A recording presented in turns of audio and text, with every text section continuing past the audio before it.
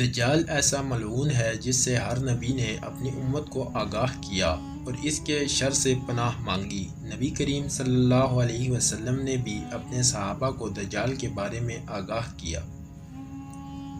اس video میں ہم اس طویل حدیث کا ذکر کریں گے جسے حدیث جساسہ کہا جاتا ہے، جس کے مطابق صحابی رسول حضرت تمیم داری رضی اللہ عنہ نے ایک مرتبہ دجال سے ملاقات کی تھی اور اسلام لانے کے بعد انہوں نے نبی کریم صلی اللہ علیہ وسلم کو اس واقعے کے بارے میں بتایا۔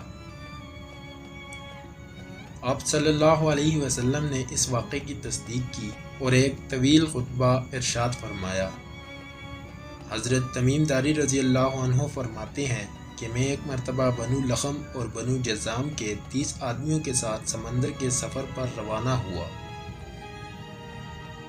پس ہمیں ایک ماہ تک سمندری طوفان نے گھیر لیا اور ہمیں سمندر میں ایک جزیرہ کی طرف لے گیا، یہاں تک کہ سورج غروب ہو گیا اور ہم لوگ جزیرہ میں داخل ہو گئے۔ ہمیں وہاں ایک جانور ملا جس کا پورا جسم بالوں سے ڈھکا ہوا تھا۔ بالوں کی وجہ سے اس کا اگلا اور پچھلا حصہ پہچانا نہیں جا سکتا تھا۔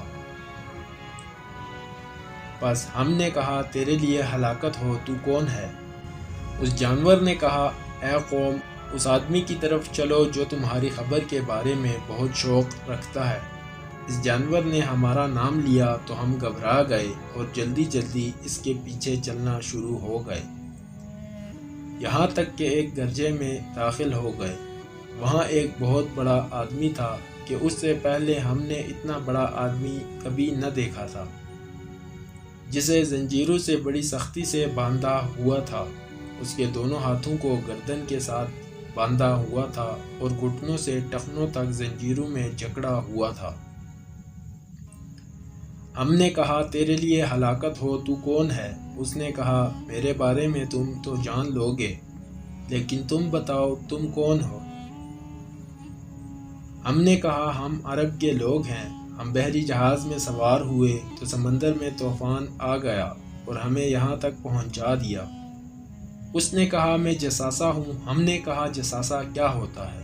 اس نے کہا گرجے میں اس آدمی کی طرف چلو جو تمہاری خبر کا بہت شوق رکھتا ہے، اور ہم تیری طرف آ گئے۔ اس نے کہا مجھے بیسان کے باغ کے بارے میں خبر دو۔ ہم نے کہا اس کی کس چیز کے بارے میں تم خبر معلوم کرنا چاہتے ہو؟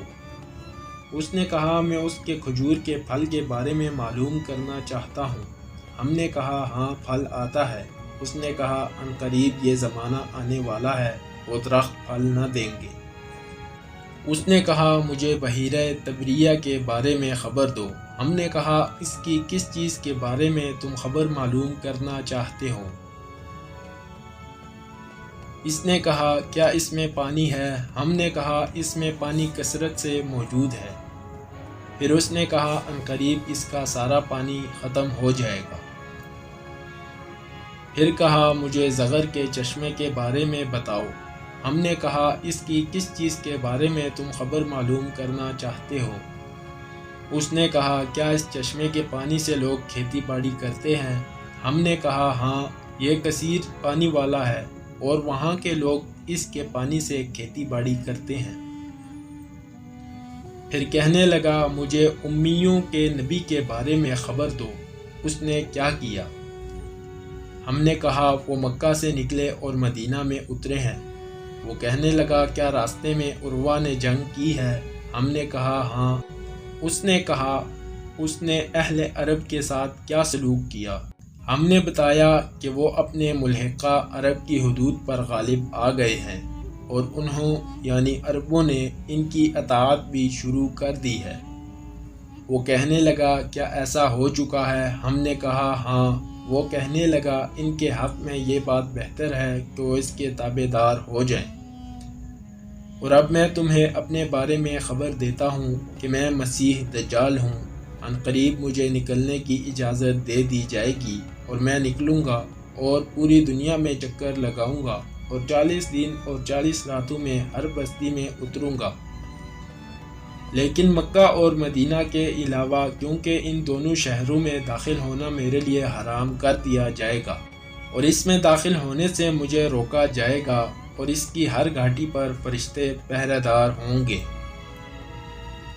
حضرت تمیم داری رضی اللہ تعالیٰ عنہ فرماتے ہیں کہ میں اس جزیرے سے واپس لوٹتے ہی حضور صلی اللہ علیہ وسلم کی خدمت میں حاضر ہوا اور یہ سارا واقعہ حضور صلی اللہ علیہ وسلم کو سنایا اور حضور صلی اللہ علیہ وسلم پر ایمان لے آیا۔ اللہ تعالیٰ سے دعا ہے کہ اللہ تعالیٰ ہمیں دجال کے فتنے سے محفوظ فرمائے۔